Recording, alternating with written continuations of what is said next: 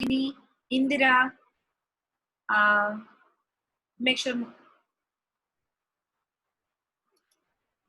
all of them are joining.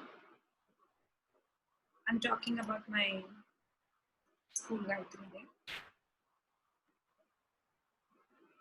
Make sure that, yes, we are 40 now. I think we can start. Ready? Get set. 1, 2, 3, go. Hello everyone, Namaskaram and Namaste. I'm Shri Sudha, the primary school academic facilitator at Intelli. And Intelli welcomes you all for yet another spellbinding Infiniti Sunday. Now, I'm sure our nurturers and our little intense and also the high schoolers must be very curious to know who this guest is. Yes, everyone, we have a young, energetic expert who is with us, and that is Sudeshna. There she is. Sudeshna, please wave your hand Hello to all everyone, good our afternoon. intelligents and our guests. There she is. Yes. Sudeshna has done her grade 11 and 12 from Isha Homeschool, and she is great at art. I have seen her few clips. They are, amazing. And I'm sure she's going to share with all of us. Right, Sudeshna? And Sudeshna, could you please help us in knowing more about you? Hello everyone. And first of all, thank you so much for having me. And thank you so much for considering me even eligible to speak to, such a large group of audience. I'm doing this for the first time, so pardon me if I go wrong anywhere. But thank you so much. I'm very grateful. So a bit about myself. I'm originally from West Bengal. And because my parents were in a transferable job, I kept moving every 2 years. And I have traveled like 20 plus states out of the 29 in India. And I love to learn about new cultures because of the privilege I got from traveling so much. And so the past 6 years of my life, I went to Isha Homeschool. And as you rightly mentioned, I graduated, I did my 11th and 12th from there. And so it was a wonderful school. And one thing I always mention, we never had internet there, so I got to try out a lot of things, because right now with internet how much of our time goes in just like staring at a device and screen time, as they say. So I'm very grateful that I got to try out a plethora of different things. And I guess that all helped me to make my decision of choosing design as my career. And I guess that's why I'm here. Yeah. Let me add a little bit to what Sudeshna has just expressed about herself. So this is, as you have asked us, this, why we have this session with a youngster like you. Generally, the webinars means the titles go bigger than the person, and they keep on telling they're from here, and here. This is specifically to all my audience here, viewers, to know that this is a specific program where it is by the students, for the students, and of the students. So this is where collectively it is going to be a learning platform. Especially you can see two of my students here. Let me introduce to all of you Nikila. Say hello, Nikila. That's Nikila for you. And you can see Farhana. Yes, two students also joined this panel discussion with us. So there are a lot of you thinking like, oh my God, we thought there will be something about art here, and there is a panel discussion. No, this 1 hour, the Intelli Art Hour, is about first speaking to our Sudeshna and asking her why she chose this as her future in her studies and all. And there, I think, Nikila and Farhana have few questions to ask her. She will share some of her insights.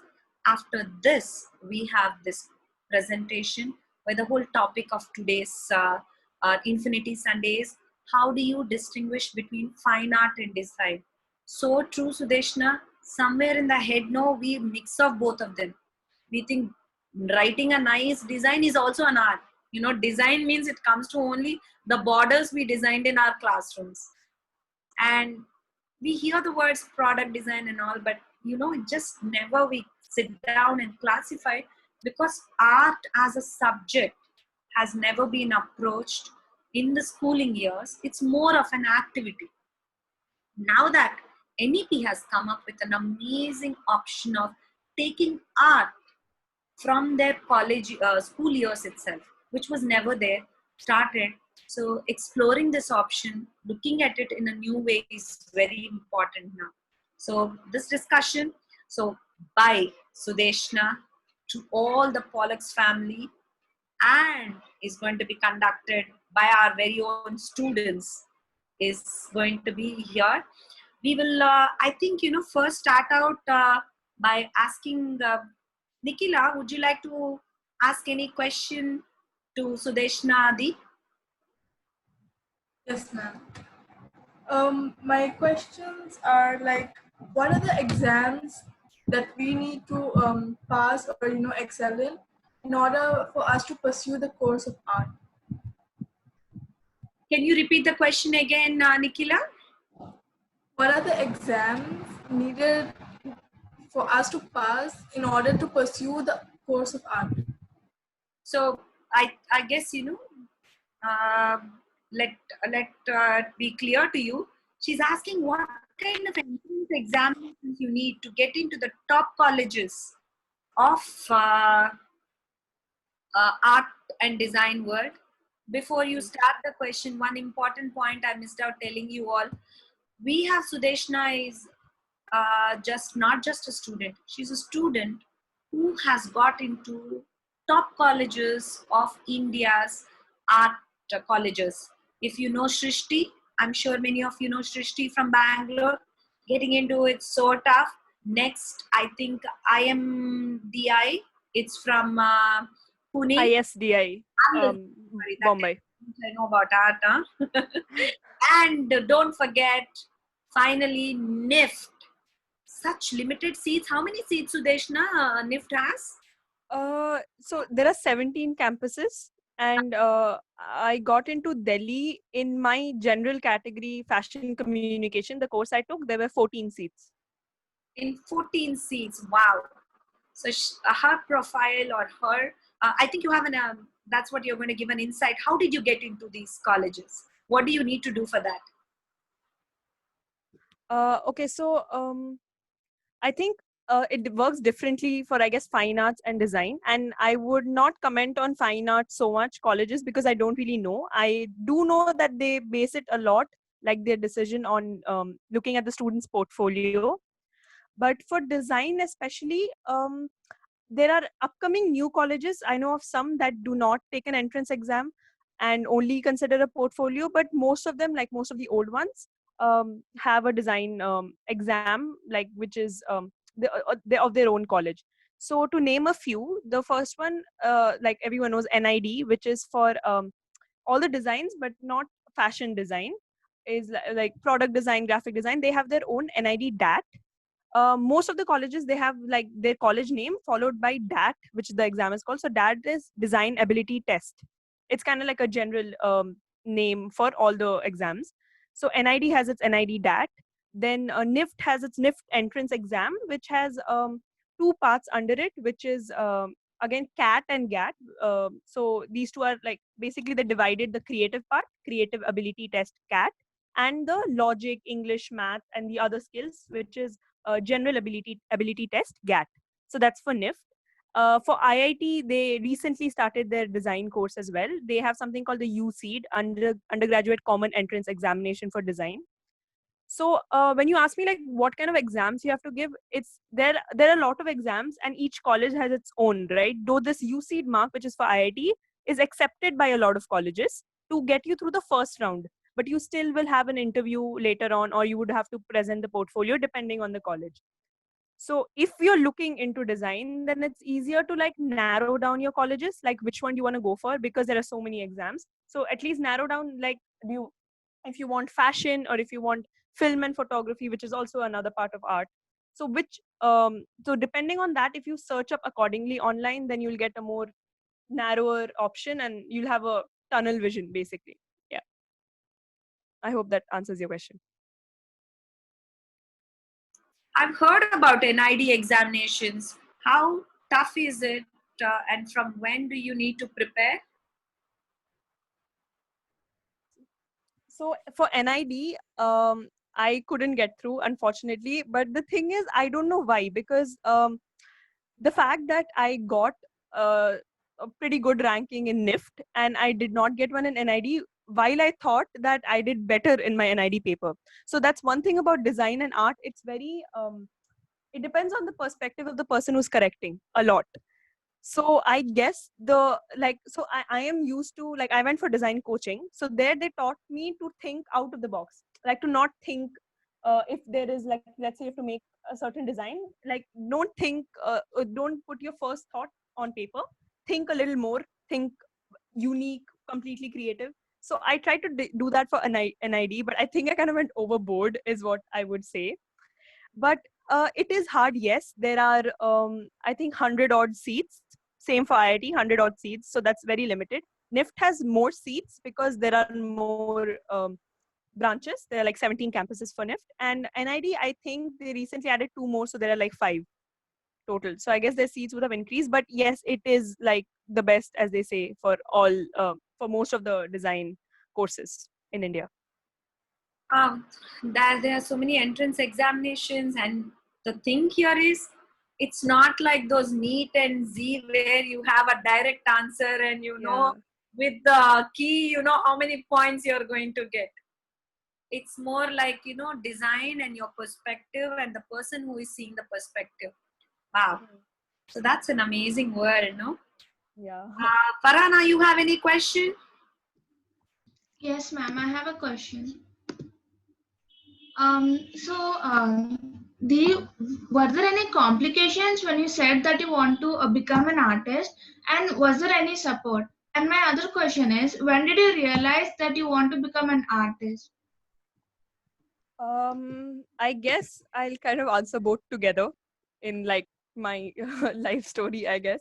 So, so I had in my 11th, 12th, my subjects were physics, chemistry, math, art. And number one, to have this unique combo, because everyone takes ECM, either bio or computer science, and I took art. And I wanted that because out of all like physics, like I wanted to keep art with me basically. I also had it in my 9th, 10th. I had gone, like, I've been doing art since I was very young, so I wanted to keep it as one of my subjects. So I kind of like asked my teachers, fought a little bit for it, and I could, like, I thankfully I could keep art. And that was, I think, one of the first good decisions that I made. For support, so initially I wanted to be an engineer because that's what everyone becomes, as you rightly mentioned. And also I had science subjects, right? So I gave like 2 3 like what do you call it, engineering exams. I didn't do great in it, but I passed because I wasn't like, I was a fairly good, okay student in my sciences. But obviously art was my strongest point. So the best thing that happened is in my school, Isha Homeschool, as I mentioned, we have the opportunity to do internships every break we get, like summer or winter. You have to do 2 internships and you can take up more if you want. So one mentor of mine recommended that, because so another favorite subject of mine is math. He recommended that because I like math and art, I could try out maybe architecture, because this involves both of these two subjects in some way. So I was very excited. I thought, oh, I can get to do, like, both the subjects I like. I went to for this internship to this place called Vista. It's like a boutique architecture firm. They're small. They're like 6 individuals working there. It's in Chennai. So I went to that internship. It was a 1 month internship. And in the beginning, I was doing sketching. Like, they gave me like basic sketching, like, practice lines, make straight lines. But because I was doing art, I was fairly okay at it. So then they made me design. So architecture is like designing like buildings and making blueprints and then 3D models for it, and then converting it into a a physical building or like a space, like changing up a space. So I got to experience the software that they use there, and like through that 1 month of the internship, I realized that I don't very necessarily like architecture. I mean, there was math and art in it and a little bit of physics, but it wasn't like, it was like a very little of each. It was, if you like buildings, you like architecture, basically. And I wanted something more colorful. It was, for me personally, it was a bit dry, and because there were no colors unless you do like interior design or something. So I came back to school and I told them that I even presented an assembly from my learnings from the internship, and I told them that this is how architecture is, this is how my internship was, and but I'm not particularly interested in it. So someone told me that there is design, and like one of my teachers, and I was like, okay, let me try it out. So firstly I went online, best way to searched up like different design courses. It was very, because there was such a vast option, I was very excited to take up design. I thought, yeah, and like, if not, and especially because I'm in NIFT, I chose the colleges that give me a foundation year, which is you can try out a little bit of every course. So fashion design, graphic design, product design, a little bit of every course, so you know what you want to do. So I was like, oh, then I can like try out and then I won't go wrong like my internship. So in the beginning, my family members were kind of like, engineering is the norm, medical, like most of the other parents, I guess, not all.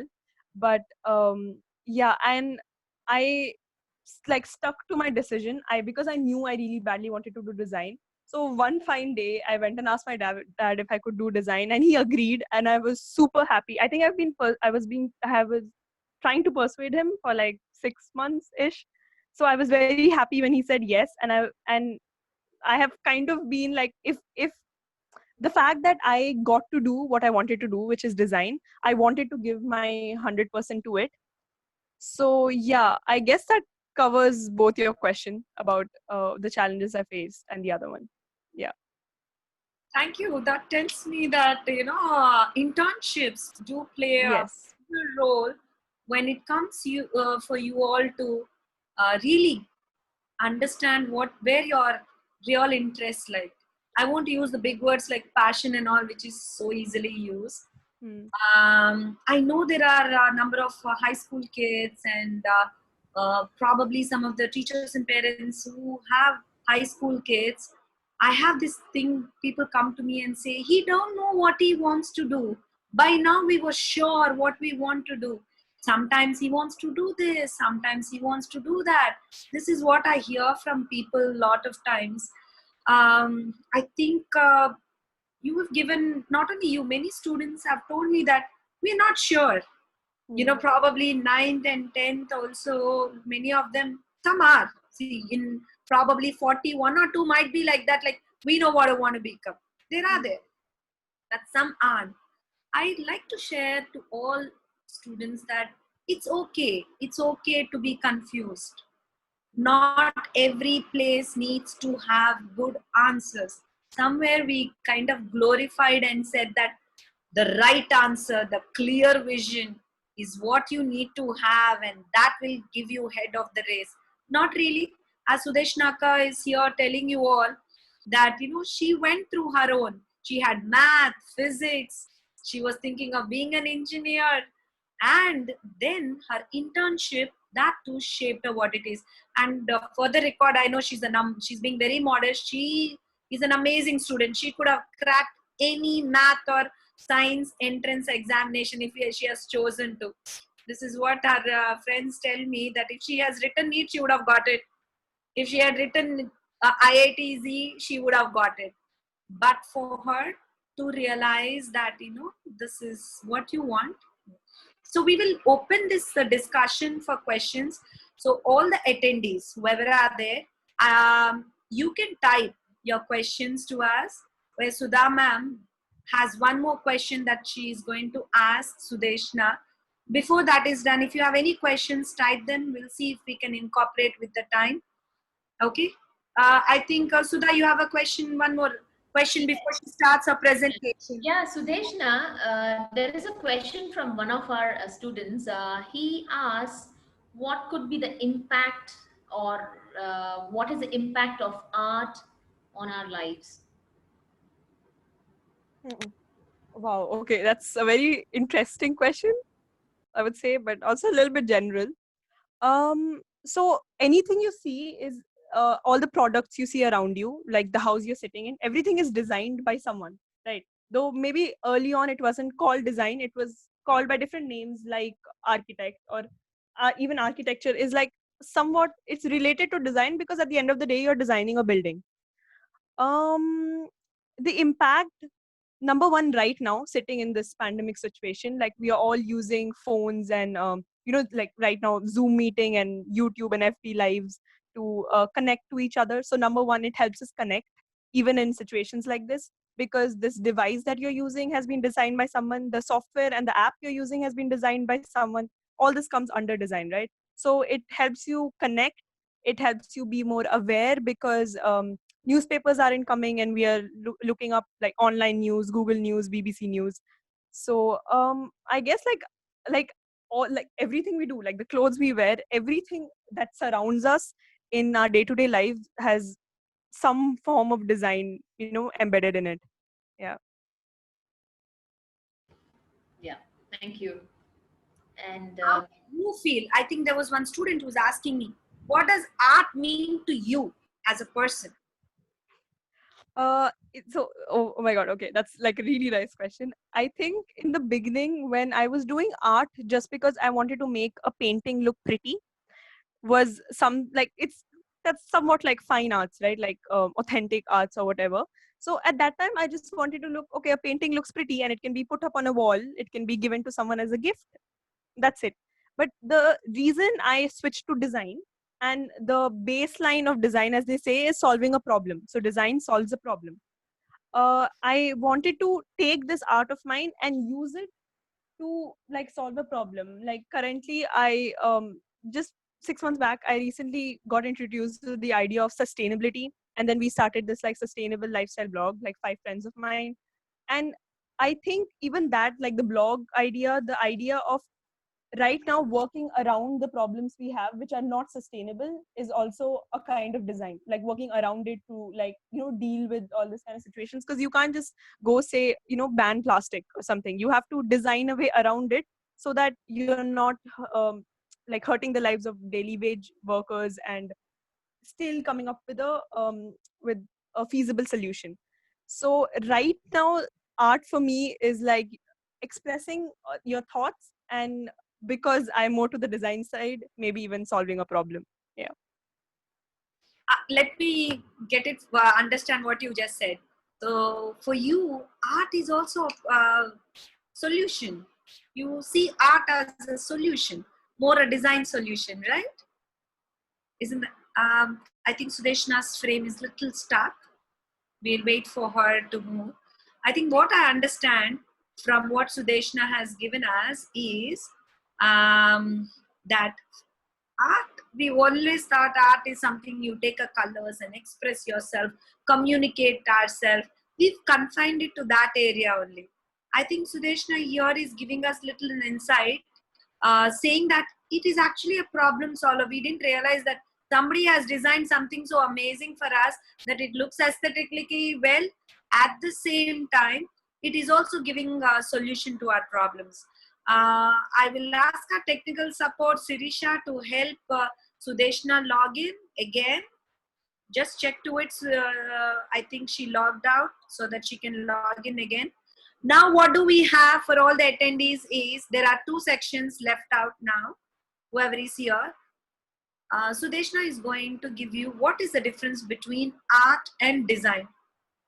It is such a huge world. All we think art is about is taking a paper and pen and drawing.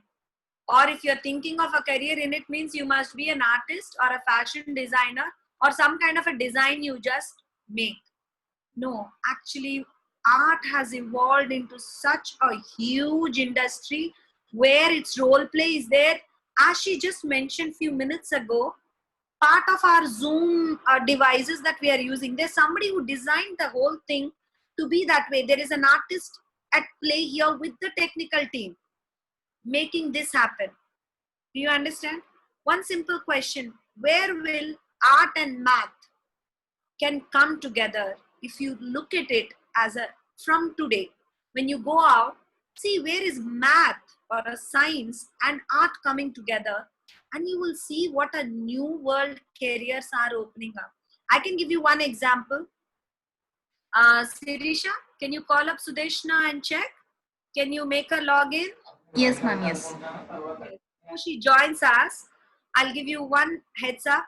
One example, can I tell you where math and art can be used as a career option? I'm not just saying it as facial recognition softwares. You know, for facial recognition software, you need to be an artist. Do you know that? 1 second, it is Sudeshna calling me. Let me see. How do I help?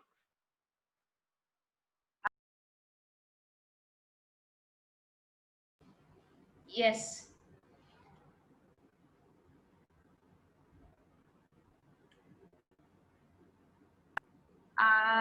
Sirisha, you need to help her come into the meeting because she's waiting.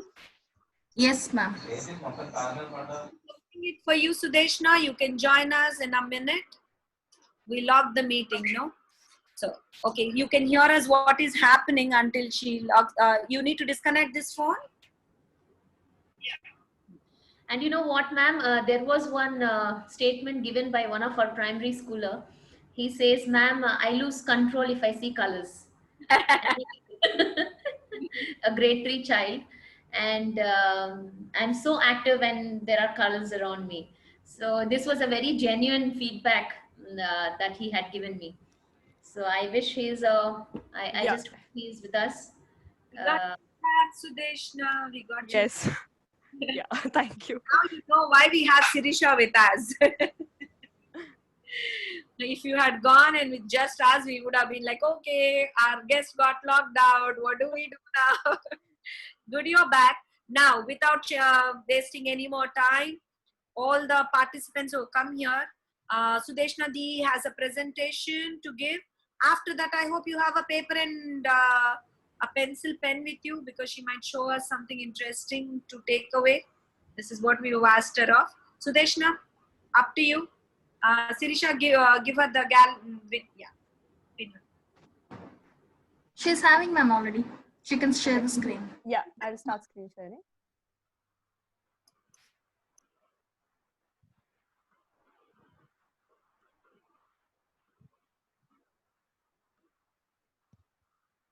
Sudeshna, you're going to talk us through this? Yes, yes. Can you hear me? Can you see my screen? Yes. Can you be a little louder? Yes, yes. Great. Okay, so before I start, I want to say that, like, as I said, fine art and design are very broad categories and very general. There's no like definition for it because they're pretty new terms.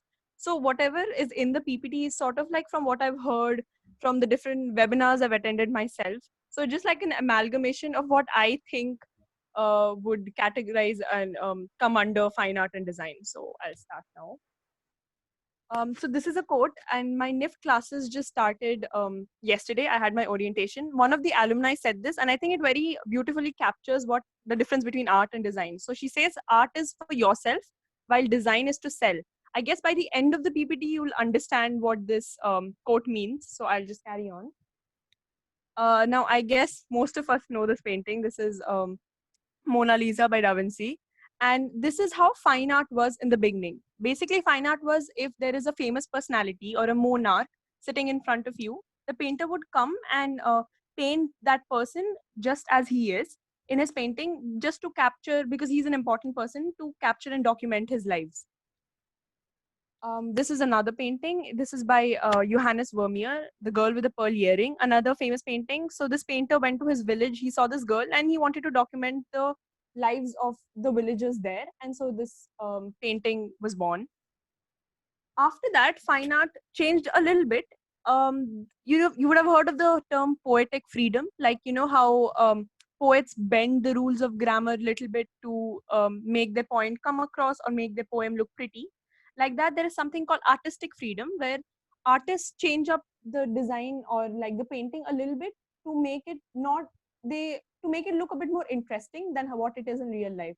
So this painting is called The Old Guitarist. It's by Pablo Picasso. Many of us have him as our favorite painter in the world. So as you can see, he has given this doesn't look realistic as such, because there's like this bluish tint going on, and the shadows are a little more exaggerated than what you'll see on a normal old person. After this, fine art became something like this. So the face, as you can see here, is like completely distorted, and the artist has used a lot of his artistic freedom. Then it became something like this, then like this, then like this, which there is no subject in the painting. It's just a like an abstract piece that looks pretty by itself. Then fine art became like this. This is a movement called minimalism, which means using the minimal of objects, barely any. And in this case, artists were defending their art by saying, why can't just a black circle be art? So, not going too much into the history, I'll move on. So, what happens to these art pieces? And now that there are so many different movements and artists are using so much of their artistic freedom, these paintings are either put up on galleries, which we go visit once in a while, or they are sold in auctions to art collectors who buy these paintings for a lot of money, and they keep it in their houses and they display it on their home walls. Now, imagine you're walking on the road and you come across a telephone booth. Like you go, like when you go in and call those red ones in London. And imagine this old guitarist painting by Picasso is on the telephone booth. It's obviously can't be the original, but like let's say a poster of the painting or a print. And you're wondering why it's there on the telephone booth. I mean, what's the purpose of just putting a painting there, right? Okay, it looks pretty. But instead, if you had this poster on the telephone booth, which says no mask, no entry. So this poster makes sense there because right now, especially in this pandemic times, a lot of the posters made are around this corona and pandemic situation and how to stay away and safe from it. So this is something, as I said, called poster design. And poster design essentially means having a piece of art, like how you saw the fine art pieces before, but just that there will be an addition aspect, which is text. And there is a intelligent choice of color. And in this case, they have used yellow because yellow is supposed to be the brightest color. And as you know, when you go on the road, you see these police barricades and you see all the stop sign and not the stop sign, but most of the signs will be in the color yellow because it is the brightest color and you can see it from a distance. So that's why they use it in all the road signs. And then there is art as well. But if you add art in a design aspect, it's called illustration. Another poster, same corona. In this case, as you can see, again, because it's a poster, it has art or illustration. They have used primarily the color blue in this because blue is supposed to be the color of safety. So in design, there's like every color means something. And also they have used text. Moving a little bit away from corona themed posters, this is a poster for a pool party. And you can see the art or the illustration here is actually a photograph, which is very intelligently taken because yellow is bright and it is like complementing the blue pool. And because it's a pool party, they've used the color blue. There is this fancy text that they have used for pool party. And yeah, so the three aspects, which are text, color, and art, all three are in this poster as well. Last poster, again, save water. A lot of the times you would have seen, save tigers, save forests, and all these kind of conservation posters. And this is one of them. Here they have used simple text for save water, blue color because obviously it's water, and there's like this illustration of a hand. But now I want you to remember this poster because we'll come back to it in a while. And just to explain another idea that I have. So this, as you saw, is something called poster design. This comes under the umbrella or the bigger umbrella of graphic design. And there are many other subcategories to it, like book cover design. All of us know Harry Potter, and someone would have designed the book cover for it, right? And it keeps changing. So there are different designers who design Harry Potter's covers. Advertisement like this, Kinder Joy, or you would have seen advertisement for Cadbury, Kuch Meeta Ho Jaye, like the tagline. So there are many more, but these are like the main three under graphic design. Some other forms of design, fashion design. I'm pretty sure you would have had, you have some friend in your class who likes, like, drawing clothes. And so that is fashion design. That's what we learn in NIF.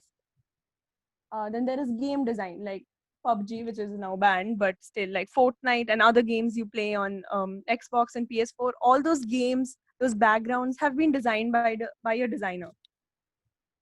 Um, then there is product design, like the phone you're using right now or the laptop you're using right now to log in, or iPad. That product has been designed by someone, like how the laptop closes and how where the speaker of the phone is and all that. So I'm also showing you these design options because all these are like subcategories of design, and people, like people can, now that you're looking at it, maybe if you want to get into design, you can like choose what you like the most. And maybe now after this presentation, if you look at a design or you look at an object, you look at it in a different way. Maybe you look at it in terms of what you want to do in the future if you're going for design. Last one here in this PPT is interior design. And interior design means like taking a space like living room or kitchen, taking the products in which can be used in a home designed by other product designers, and putting it and placing it together, deciding the wallpaper, and so that the place or the room looks pretty. Now, to sum it up, the difference between fine art and design. Fine art means taking a painting, or if there's a live person sitting in front of you, then painting that, or painting from your Sudeshna, could you imagination. please be a little louder? Yes, yes. Can you hear me now? I'm speaking in the mic. Yes, it is better now. Yeah, okay. I'm so sorry. Yeah. So fine art means either like copying a, I wouldn't say copying, like taking a reference, drawing from a reference, if it's a live person, if it's a taken photograph, or it can be completely something from your imagination, from the artist's imagination, or blending both, like you saw in Picasso's piece, and coming up with a artwork. That's fine art. Design, on the other hand, has three categories under it, which is number one, purpose, number two, audience, and number three, medium. And I'll give you three examples so it becomes clearer what these three things mean in design. So imagine like a designer has been asked to make a poster to sell a product, and it is some chocolate, any chocolate that you like. Now they're going to decide what the who the audience for that poster would be. Mostly because it's a chocolate, it has to be, children, because they'll get captivated by the poster the most. And then the designer will decide, okay, do I want to make it handmade, do I want to make it as a TV ad, which is an animation or something, or do I want to make it as the posters that you see on the road, on the billboards when you go in a car. Second example, like let's say you've been asked to design a birthday card, and maybe your audience is a friend. What are the mediums you can use? You can make it handmade, like we make like handmade birthday cards or greeting cards for our friends and family, or it can be nowadays people are making it digital because you can't send it very far away if it's handmade. Third example, let's say someone has to design the trophy for an award show. All of us know the Oscar, and who's the audience there? He's the person receiving the trophy would be the nominee or the award winner. And what can be the mediums used to make that? Metal, wood, and fun fact, the Oscar trophy also uses 24 karat gold in it. So just three tricks for good design. There are like many topics under it, but these three are the ones I narrowed down, and I'm also going to show you examples after this. So one is using negative space. I'll tell you what that means. Using meaningful color, and using variations in text. Now, as I said, remember that poster. We'll just look at these three in terms of this poster. So the first part, the illustration of the hand, as you can see, so negative space essentially means if there's an object, like in this case, there's the hand, and all the space or the background around it is called negative space. Everything other than the hand. And can you see the thumb and the index finger makes the shape kind of like a water droplet? So that's why it shows save water, and that's why the poster makes sense. So though that water droplet has not been, like they haven't outlined the droplet as such, but just that, just the suggestion that there's a droplet by the two fingers means it's an intelligent use of negative space. Secondly, color, as I told you, because it's a save water poster, they've used blue, and to contrast it, they've used white. As for the text, you can see save water, which is the main aim of the poster. That is what they want you to take out of the poster, is like capitalized and bold and written big. And the future is in your hands. It's not that important. I mean, compared to the message of save water, and that's why it's smaller. And at the bottom left corner, they have drop by drop written. I guess that's the organization or the team that is working for saving water, and that is even less of even lesser importance, and that's why it has been placed at the bottom in a more smaller font size. Now, okay, I'll just come back to my on the call, and I'll turn my camera and I'll show you a few examples of what I have done in these three techniques. Give me 1 minute.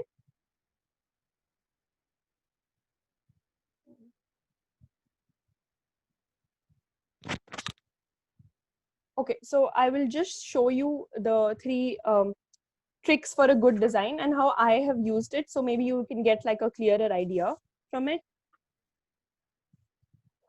Okay, I'll just turn my camera. Okay, I hope you guys can see this. So the first one, which I said is negative space. I'll just show you what I mean by that. So this are two different ways of painting the same rose, right? So this one I have painted inside, and that's what most of the people do. If you draw something, you'll mostly paint inside the lines of it, right? But hello? Stop sharing. You did stop the sharing, right? Yeah. Can you see my screen? I am showing something in the camera. Yeah, just a second. Can everybody see? Sudeshna, Yes. if you could just adjust your screen, stop sharing your screen. Oh, sorry. Is my screen sharing now? Yes. Now it's back Okay. to normal. Yes, Back please. to normal. Okay. I'll just 1 second. Yeah. Can you see my? Yes. Yeah. Can you see that? Okay. Cool. Perfect. Sorry. So I'll just repeat that. So basically, like if someone paints something, like let's say you made an outline, people usually paint inside it, right? So what using negative space means, this is another way of painting the same rose. You paint the black, which I've used, the color I've used here, outside. So this gives the rose a little more, it makes the painting a little more interesting. And I'll show you a few more examples of the same thing. So these are a few pages from my sketchbook. I hope you can see. I'll just move that out. Yeah. So in this case, I have painted like buildings. But if you can see the bus in the center right here, this bus I have painted around it, and I have not painted the bus. But the fact that I had already sketched it out and painted around it, like the negative space here suggests that there is a bus there. So you don't need to necessarily paint every part of the page, is what I'm saying. Another thing, just to give the suggestion, these are like, this is kind of unrealistic because these cactuses are very big, bigger than the houses here. So just to show the design on the cactus, I have left white space here. You can see in all the cactuses. Another use, same thing with this one. Left the road here, not painted the mountain here. Last two. So in this case, I don't know if you can clearly see, I have left a line under the watercolor cloud, and then I've shaded the rain at the bottom.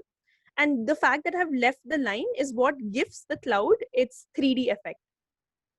And even this one, just leaving it's this is kind of like a bright piece, and this was part of my perspective drawing courses when we had to draw buildings. And just to paint, I didn't want to paint like all the buildings here, so I have like left a few white spaces. This gives the painting an interesting look. Now, okay, moving on to the second thing, trick, which is using color which is meaningful. So this was a sketch I did for on Instagram. There was kind of like this challenge thing where we had to draw a juti. A juti is a footwear for mostly for girls. It's from the states of Rajasthan and Punjab, and we had to like come up with our own unique design of a juti for this brand which makes jutis. And so this is what I did. Now, why I don't want to show you the design exactly, but like why I have chosen this brown color is because if you have seen a juti, the base of the juti and the inside, which is, I think they use leather for it, is in this color. So I wanted to like not use the standard white color to make this design, and also because this is like a lime yellow kind of color that I used, it wouldn't look so good on a white sheet if it was there. So that's why I've used this brownish sheet. Another one, so all of us know the term vintage, right? And we have seen vintage clothing, vintage items, vintage like artworks and journals. So this kind of, so I've used coffee stain here. So this kind of coffee-ish color is this is a very old artwork, and that's why it's like frail and all. But this color is associated with the color vintage. So each color, like yellow for cheerfulness, and this stained coffee-ish kind of color is associated with vintage. Can you hear me now? Yes, I can hear you. I Yeah, can hear. okay. So last thing for color, I have this one was a collab project with a poet friend of mine who had written a poem on coming out of inner darkness, and it was a beautiful poem. So I was asked to illustrate for him, and so I made these. So this is the main face, right, and it is facing outwards into the page, and so like you look up to brightness and cheerfulness around you. So I've used the 7 colors, but inside him there is darkness, and that's why these faces are looking down, and there's a black color usage. So like though as a standalone piece, if you see it, you'll be like, okay, it's just an artwork. But if you see it, I guess with the poem, it'll make a little more sense of why I've used black on the inside and why I've used rainbow colors on the outside. Now, okay, for the third and last thing, which is using varying text sizes. So I will show you this piece. I did this when like for a friend of mine who had shared this quote with me, and I really liked it, so I wanted to write it. This is called something called typography. It's a very small group of people who do it, just like writing quotes or like poems in a pretty format. So here, as you can see, in this quote, the two most important words are choices and abilities, and that's why these two are the most bold, and I've used a different font for it compared to the standard font of the other words in this quote. And so beginning of lockdown, I was wondering what to do, and I started like keeping this journal for, and I practiced calligraphy. So there's just a few things. I want to also show you the color use in this. So for this quote which says follow your heart, I chose the color red because heart is associated with the color red. Not a particular reason why I chose green, but yeah, just the quote. This, as I said again, yellow is the brightest color. Also, it's the color of cheerfulness. So that's why all the smileys and all we see are in the colors yellow. That's why this goes smile because you're blessed. And then the last one, this is just there's no particular reason why I used red and black here, but I just want to show you that this is somewhat like a minimalistic design would look like. So as you can see, like the jump is like, why I illustrated the at the bottom is that like the P letter itself is jumping. So there's kind of like a connotation to this word itself in the design that I have done. Yeah, now, so as I told you, design has 3 categories under it, which is purpose, audience, and the medium that you're using to make the design. Now, I want one of the panelists to give me an object,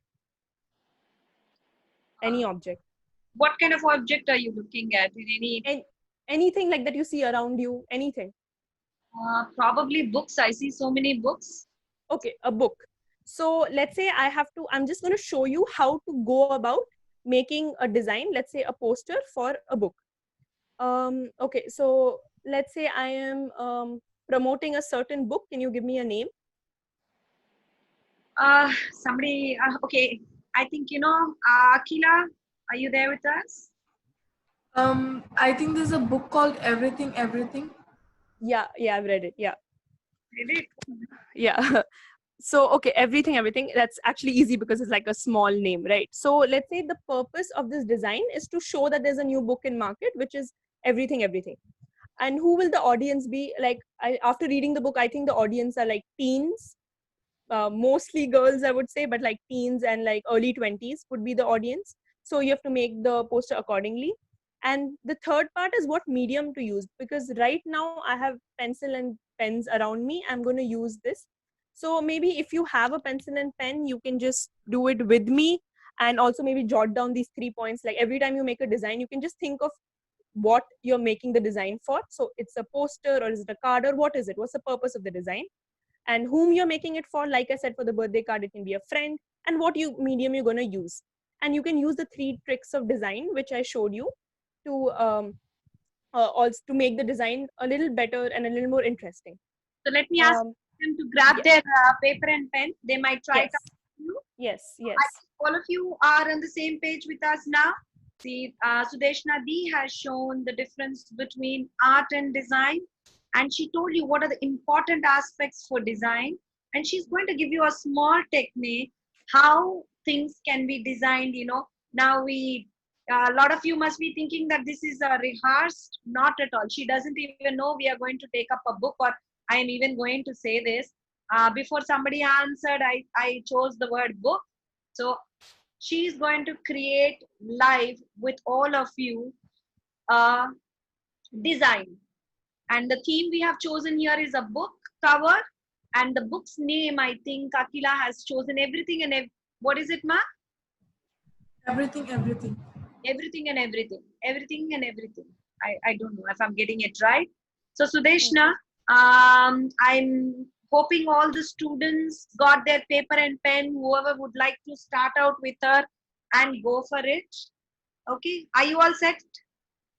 Okay, you can start, Ma. Sudeshna, I Yeah. think. Okay.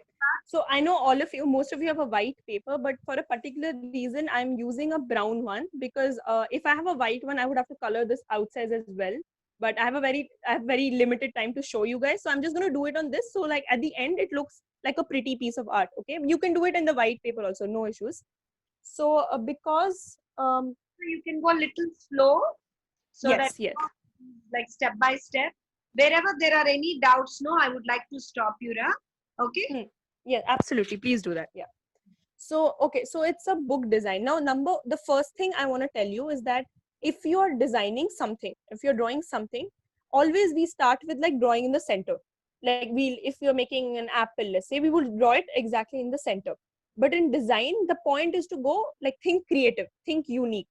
So in this case, I would like to draw from what like I'm thinking. I would like to draw the book at the bottom of the page, like an open book like this. So I'm going to start drawing here, and I'm using a dark pencil, so I hope you can see. So let's say that's the book.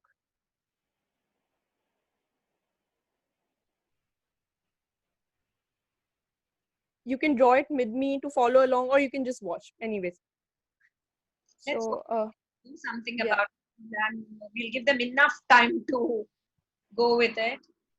yeah. So I'm just drawing the pages of the book. You guys can go slow. I'm just drawing it fast because yeah. Pages of the book. It doesn't. So that's the thing, right? The good thing about design is it doesn't have to look realistic like a fine art piece, because the point of a design is to make the idea or the point of the poster come across to the audience, and not come up with a good piece of like very detailed artwork. Precisely the same way, right? So it can Yes, be yes, like the way you're going, just those yes, lines, right? yeah. I hope Ashik Parana or probably Akila, would you try it out with the? I think you have paper, right? Start doing it. You can show the end product so D knows that what you have tried. Great. Okay, so let's say I made a book, and I think it's kind of like tilted because I'm seeing it through the phone screen. But yeah, now, so the book is called Everything, Everything. And like I said, use text sizes wisely, because I want to portray the name of the book, which is Everything, Everything, as like the biggest piece of text here, so that it catches the audience's eye the most. I'm going to write it in big right in the center here. It's easy to write text if you just make like 2 lines. You can use a scale for this. I'll just do it freehand. Like make 2 lines where you want the text to come in. And then, okay, also the fact that one good thing is everything is the same word twice, right? So designers love playing with words, love playing with text and colors. So because it's both starts with an E, what I can just do is I can make a big E here as the starting letter here. and I will just erase this line that I drew previously. And I'm going to write the two words at the bottom here.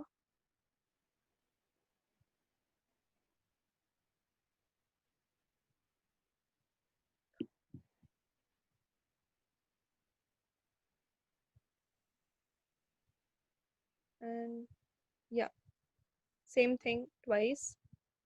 Maybe you can play around a little more. I mean, if so, because it's the same word, you know how if there are like a word, I'll just draw a straight line here. If a word comes twice, you write like something into two because the word has come twice. So you can do that as well. But just because it's the book's name and I want to make it clearer to the audience, I'm going to write it twice just to stay true to the book's name. And I can also try. And you're making it look easy. I don't know when I'm trying it will be easy or not. It's looking nice. So if I had done it like a little slower and if I had planned out the letters well, then there would be like same amount of gap on either side. As you can see, there's more here and there's little here. So you can keep that in mind, but I'll just go forward with this. So now I have a book at the bottom. So we know it's a book. This is everything. I don't know the author's name and it's not like a poster to publish or something. So I'll leave that out. But maybe because there's a lot of space here, I can probably write a quote, or I can make like, a symbol coming out of the book, like an illustration here, something just to fill up the space and balance out the poster. So what's on your mind? Just do something there so that we can see the reflection yeah. of can pull it out. Yeah, so I was thinking, because I read the book long ago, I don't remember the theme of the book, but as you know, like every book has a genre and has a theme. But from what I remember, I think for this is like everything is possible. So I'm just going to write that quote small here at the bottom. Okay. So either I can write it straight, or I think I'm going to write it curved, because as you can see, the book opens like this. So now I just like, yeah, I keep changing my mind. So I just decided to write it curved because it looked better with the whole look of the poster. So I'm going to write here. You're an artist. You're entitled to that.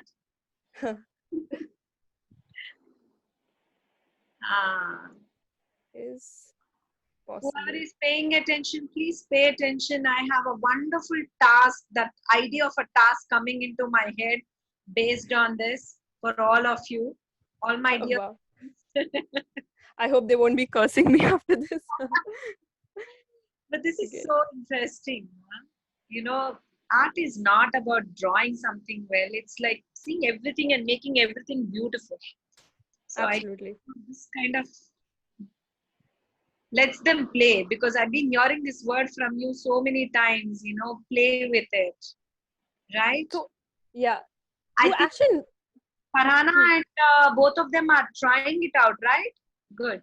We'll be seeing them show their end product.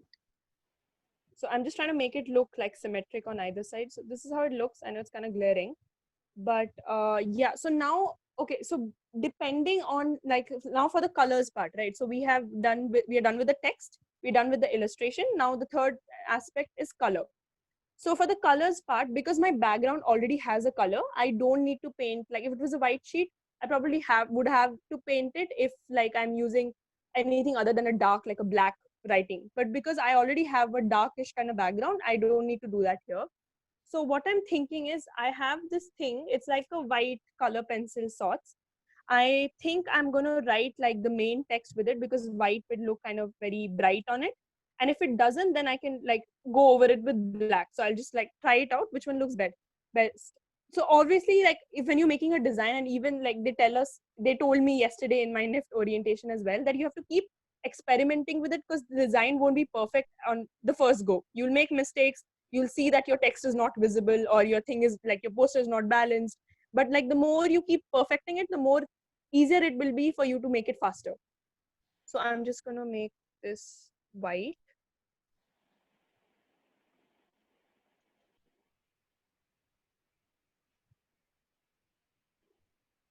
It's easier to always, when you do mediums like when you're using color pencils or you're using watercolors, it's easier to erase off the pencil line at the bottom and then come over it with the color. Otherwise, like the pencil line showing from the bottom won't look so good. It'll look kind of shabby. So I'll just make this darker as well. Viewers, let me tell you, this is the first time we are also seeing somebody just come up with an idea here without preparation and showing art. So Dee has got the question here live and directly started giving you ideas, and she was exploring along with you in doing this. I think that's the whole purpose of art. You just gave a right meaning to it, Nana, and so professional you were. Because on this panel, so many times we have come across so many personalities. Unless there is a little preparation to them, they really are not in a place to do anything. They say, please give us the heads up. But confidently, Sudeshna told, Auntie, I'll do something with the students who are there. I will take it up there and all. With the confidence that we have on you, we said, okay, let us see how it goes. And here you can see, she asked you all to just have a paper and pen. She started out asking, give me an object. Somebody gave object as glass, but before I saw that, I told her book. And Yuvika gave the name of the book. These here showing you how to make a nice illustration. You don't know what she told just now. Illustration is those book covers that you have on Harry Potter and all your interesting Percy Jackson books. Those kind of ideas, how you can do. Then and there, this is a book by name Everything and Everything. And this is being followed by you all. I know you only have a white paper and black, but that's enough. I'm sure you can improvise and make it interesting. So if you're wondering why are we learning this, so this is what I'm looking at all of you. How about making your class books, the first page of the class books? You remember, because of this digital media, we never went to our notebooks only, because everything was on the Google paper and everything was typing, but we still have those books. Take out those books and do these illustrations for the subjects that you have in your own way. I repeat once again, this will come as an exercise for all of you in the school class work. This is not just random thought for this webinar only for you. This will go for everybody. We will send this video and we'll ask them to be inspired about it, and making a nice illustration page for one chosen subject.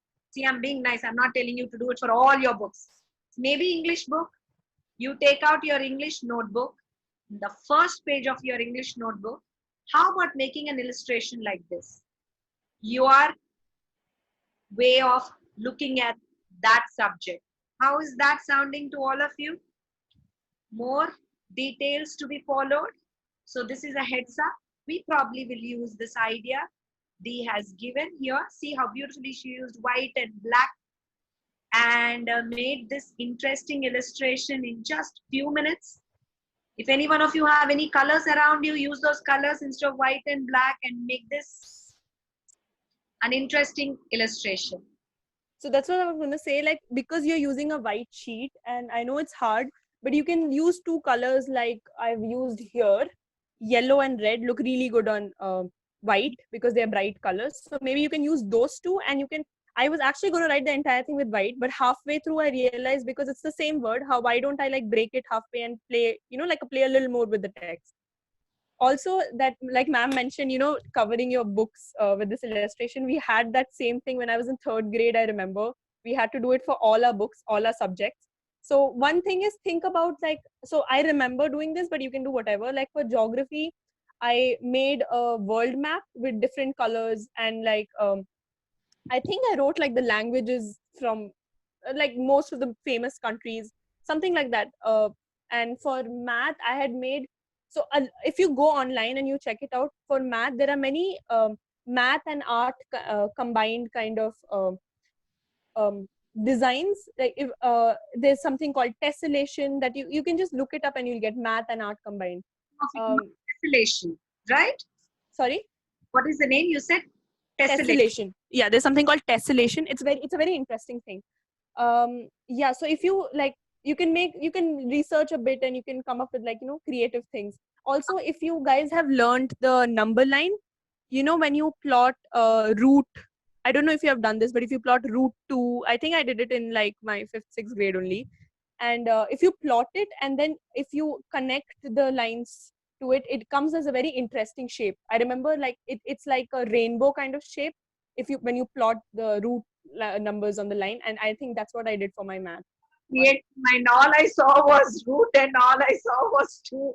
Unless probably you show me, I wouldn't know. But for that Yeah. other day, I think, because this is so interesting, this can go on for hours together. While you're doing this, Ra, we have few questions. Yeah. You can answer while doing this. I think we'll be saving up the time because I can see already we are 5:10. Another 5 minutes and 10 minutes, we probably will end this session. Yeah. Okay. So this is a question asked by a student saying that whatever I visualize, I am failing to uh, translate it, Okay. the art. What is your take on this? I think so. I was actually also like this, and I'll tell you the reason why. Because I didn't practice so much art before. I would only do it in my art classes, not outside, because I had to do a lot of science work, and science gives a lot of homework. So what I did, like what I used to do is, I would love drawing. So I always needed a reference to draw. First of all, I could never like just think of something in my head and start drawing.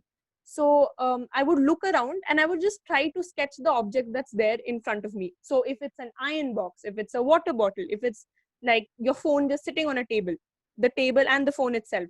So just try. Always, it's always people say, and even design colleges they say, you have to know the rules first. You have to know how to draw after looking at like from references, and before just you thinking and you putting it in. Because unless you practice that, you can't think of something and draw it unless you're a prodigy, obviously. So like I remember just like sitting around and sketching something, and I wanted to do that because I liked it. So number one, you have to be willing to learn, make mistakes, but then come back and like make the object better. The water bottle you do doesn't look like a water bottle, so you look at it and you figure out, okay, what doesn't look like it? Is it not, is it like the water bottle is this much, you made it thicker than that, so try to make it like the same thickness next time. Just try to measure. So you can pick up your paper and measure how thick the water bottle is and how thick you have made it on your paper. So first, it's always better to like look at the objects you have around you, the references for which you have, a tree outside, anything, a building, whatever you're drawing. And then once you know how to draw it perfectly, then you can like start thinking of different shapes of a building or different shapes of a water bottle, and then you can put it out. So I guess that kind of answers your question. So first you should like little bit, you don't have to do it like all the day, but just try to see what are the different kinds of objects around you. So nowadays I really like drawing people, but I don't draw it like how normally people look. I mean, like with this is how long the arm is, this is how long the palm is, and I wish I could show you something around, but then I like stylizing the people, like how you saw in the later fine art pieces, like distorting the face a little bit, just to like play around with the features of the face, play around with what mood it like what mood it portrays. So because for that, what I used to do is I used to go around my house, and like if my mom is cooking, or if like someone is sitting and cutting vegetables on the table, so someone standing, sitting, I would just go around and see, and like without even them knowing, just start sketching them quickly. Doesn't have to look like them at all. You don't need to show your pieces to anyone. No one's judging you. You just try drawing it. Even if you want to like throw it or like put it for recycling in the end, that's perfectly all right. But you will be practicing. So unless you do that practice by looking, you won't be able to do it from mind. And trust me, if you have done enough practice by looking, you'll be able to do it from like portray what you have in your mind on the paper as well. Yeah. Hope that answers your question. I think it is a wonderful answer. Whoever asked the question, I hope you got it. She said you have to keep on practicing and practicing and practicing until you become comfortable with it, that you can come to the point of translating. First, try to practice things the way they are. and number of practice will give you that kind of a thing. I'm sure you might be going for a number of art classes, and these are the days where you don't have to go anywhere. At the click of the button, there are so many art and craft and design free sessions and videos on just YouTube itself. You have an inclination, there's so much you can learn. It is not like those days where you had to go with one person. So a lot of practice, dear. I think this has been told to you number of times, and now from the artist's mouth you heard, practice, practice, practice. There's one more question here. Hmm. I think this is one parent who is asking this question. My daughter is in grade 2 and she's inclined a lot towards art and designing. How do I motivate her to explore her interest, at the same time not imbibe my thoughts into that? I think this I'll answer more than Sudeshna. She can take onto it. I think, ma'am, whoever has asked this question, all kids are artists. This is true. This is like maybe they are good in translating it into paper or not is a different part. But all kids are artists, and especially young ones are at their highest of their creativity when they are exploring. As a mom, when you ask this question itself, tells me that you want to acknowledge that and do something about it. That's all. If you have that intention that I need to encourage her without me getting involved in her, that thought itself is the way to go about. Consciously being aware, what is she picking up is her way of it. Instead of giving conclusions to lot of things or letting other people teach her number of things, let her explore. I heard a great master tell, when they asked him that how do you bring up your daughter, this is what he said. And his daughter is a big artist, this is why I'm telling you this. He said, I did not try to teach her anything, and whenever she went into a space or people around her, I told every one of them, please don't try to teach her anything. Let her explore, because I think your daughter is still young. Let her learn everything, and maximum exposure.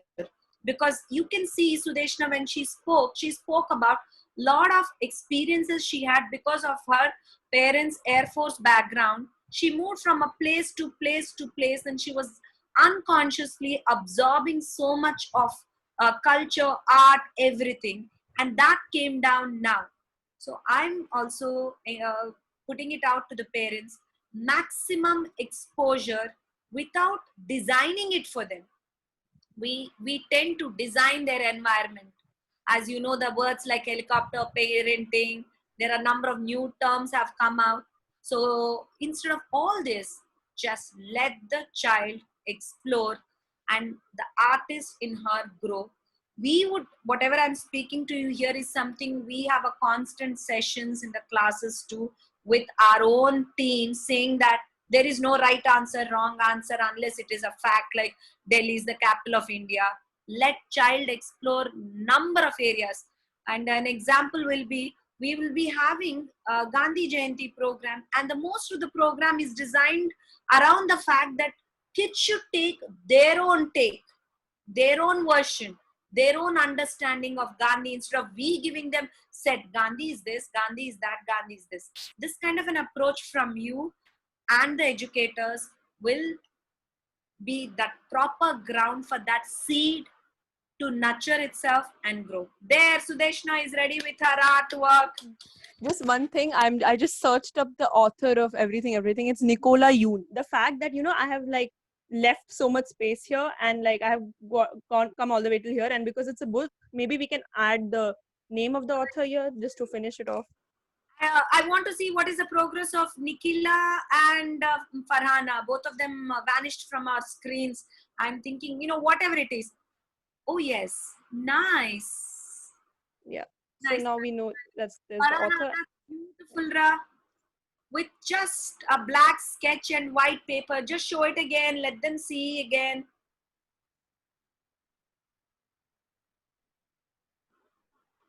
Wow. See, I'm sure given a time, she's going to fill it up and make it much more interesting. We will wait for Nikhila to answer. And there's one more question, Ram. Sudeshna, I want your point of view for this. This is actually a parent's question. My daughter plays with colors a lot, but she's not focused. How do I get her to focus? Tell me from students' perspective, how do, because I'll again give a perspective. So I would also do that when I was yet very young, and actually I was doing it for like a long time. I would just like make something, have coloring books, like scribble on it, scribble on the walls. That's what everyone does, right, when they're young. But and people go to art classes from very early ages. But I went when I was like a little older. I was like in fifth, sixth grade. I wasn't so young. I was like 10, 11 years old. When I went first time for like official art training, it was just for 6 months. But yeah, I feel that the fact that I was playing so much with colors in the beginning, at least if like from I'm talking like if you're a parent, maybe you can tell them paint in between the lines. I remember my mom telling me paint inside the lines, and she would come look at it, and then she'll be like she'll go like, okay, but you messed up this part, right? So maybe you can fix it next time. So like fix it and paint, like try to keep it more in between the lines. So just I think that's all I did. And use different like I used to use different colors. Many coloring books, they were already like there were samples on the left side and you have to copy it on the right side. So that is nice because like the bird has been colored in a certain way, and like that's how realistic it looks. So like just you keep doing it, keep practicing. Art classes, I would say, if you want to become an artist or designer, it's very good to go for an art class because they like properly teach you how to use like different mediums. Even crayons that we use like chuma for coloring, just like somehow that also has many different techniques of using it, and they will teach you that in art class. That will just make your painting or your art piece look better. Yeah, I'm sure that answered her. Let her play with it until she comes to a point where she can do something about it. Let's not make it obviously that I'm pushing her to focus. Very subconsciously, you put her, oh, could you do this? Could you do that? Might help out. There are questions coming up, but I'll ask one last question. Very, very important to a lot of youngsters, ma. You are talking about that profile that you have built.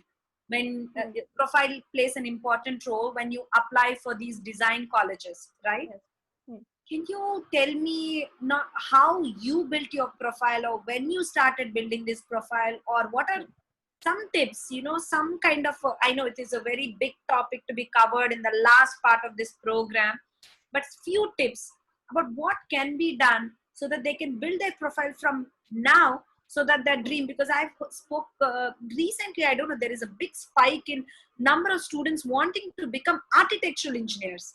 I don't know how that happens. It's like that time. What do we do? um So I feel, okay, I'll tell you from my perspective, I didn't know I was going to art, right? So, but the fact that I liked doing it, the fact that I had it as my subjects in 9th, 10th and 11th, 12th is, that was the reason I did a lot of art. So all the pieces I did for my boards in 10th and practice boards in 12th, everything became an art piece because we were told in class to finish the piece, like make it. So every time they say, not for design, but like even for sports, they say this, make your last game, you play every game as though it's your last game. So kind of for like bring the same thought process into art, make everything look, it doesn't have to be perfect, maybe it's an abstract style, but like it's so that it looks neat and so that it looks neat and presentable. Alma, Yes, ma'am.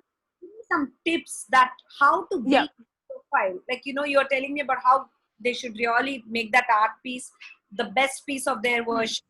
So how do they build on it?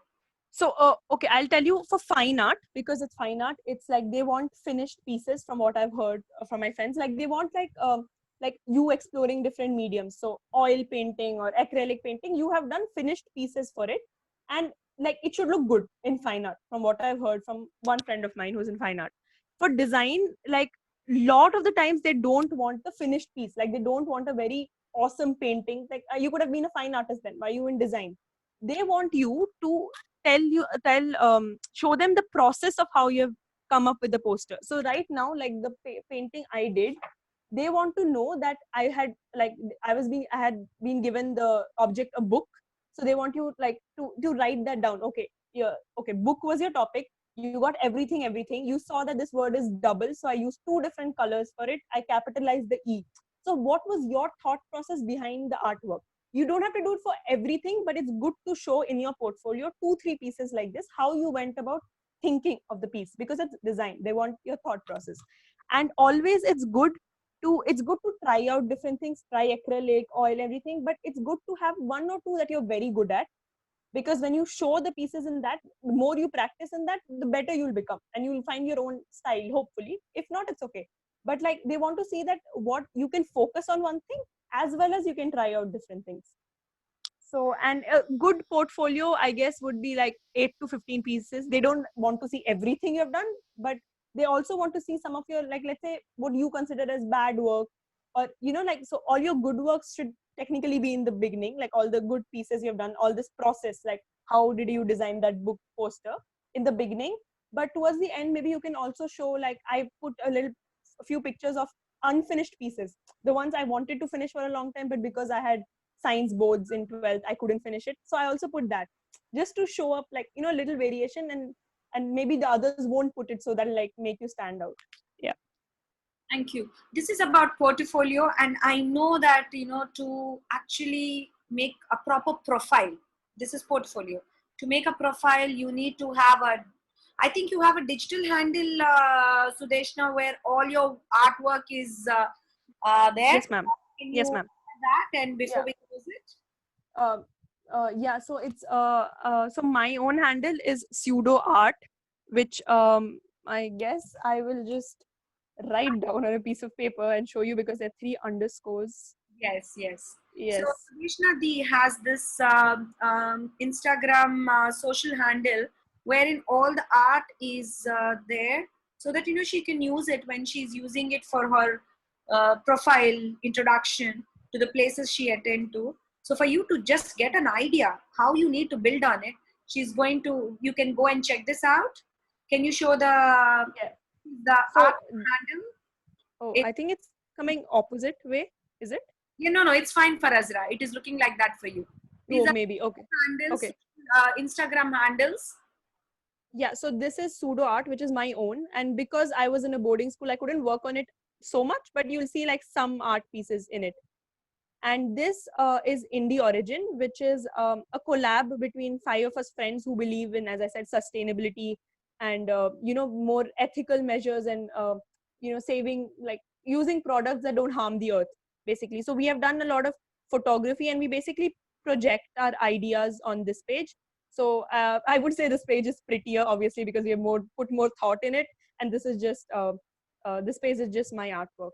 This is how you can get yourself a digital, uh, I would say, evidence kind of a thing of the art that you are putting out there. One is, you can see, is indie origin is a sustainable living kind of, conscious living kind of a handle, where 2-3 friends of ours, you see, these are hardly I think +1 +2 students, this came together, got a concept, started working on it, and these are the things that really makes you stand out when you are going and stepping into your chosen professions. I hope you get inspired from this idea. There's so much more to learn. Thank you. There were so many things that were good takeaway. I want to see Nikila. Where is your art? Farhana, where are you? Yes. Can you? You need to center it. Yes. Oh my God! Look at that. She has Wow. good Looks takeaway. really nice. Yes, 1 hour, 10 minutes. I think, Sudha, you should ask from other students who attended to send us the pictures tomorrow, so that we Yes, know ma'am. how effective this program is. Yes, yes, we should do that. Yes, ma'am. Because we've already crossed the time and everybody's heading to their Sunday evenings. Sudeshna, thank you so much. I'm just not saying it out of saying it. I've done this panel discussion with some of the eminent, seasoned people, but the takeaway of always these kind of sessions used to be like 70% or 80%. But this 1 hour, I have seen an insight into an art journey of an art student. You gave us the insight how you were come to choose this as a profession, though you were good with math, though there were intention for you to become an engineer and an architect, and how you ended up here. You have given us a complete idea, like, for us, everything art, design, DTP, Photoshop, everything gets merged off. It's only when we need something, we'll be like, somebody needs to design this poster or somebody. But you've given us an insight from fine art to what is a product design, make look at things in a different way, and also online live took a topic, did an illustration and showed it to us. And we will also give it as a task. Three awesome aspects at the same time, answering few of our students, our parents' questions. Can't get better than this. Can't get Thank better. you so very much. Thank you so much. I'm so happy if youngsters are like you. I'm telling you, I met many Akila and Farhana. When they speak, they just show that we are heading to a very, very conscious world. So not just them, everybody. I mean, whenever we come across youngsters with this kind of digital help and technology, and our creativity can be enhanced, we're going to make an amazing world. What an awesome session. I enjoyed it more than others. I'm going to do my own illustration of something that I just thought of and share it with all of you. Sudha, you should never have me on the panel because I don't let anybody else speak. We all enjoyed it equally, ma'am. Nothing was to be missed. So we were very keen. Yes, So, thank you, Sudesh. Thanks a lot for joining us. there are some more questions, Ma. I'll just forward them to you so that you can answer and I can send it out to them as messages. Yeah, absolutely. Nikila, right? Nikila, a good job you have done, Farhana, I know you are an artist, so it just showed both of you. I would like to see other students' art also.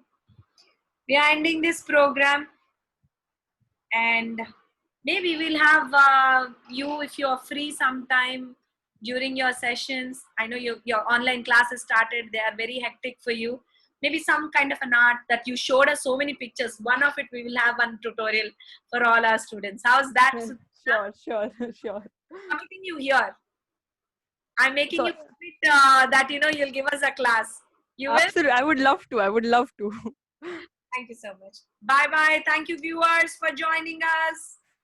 Another amazing Intelli Sunday is done. We'll see you.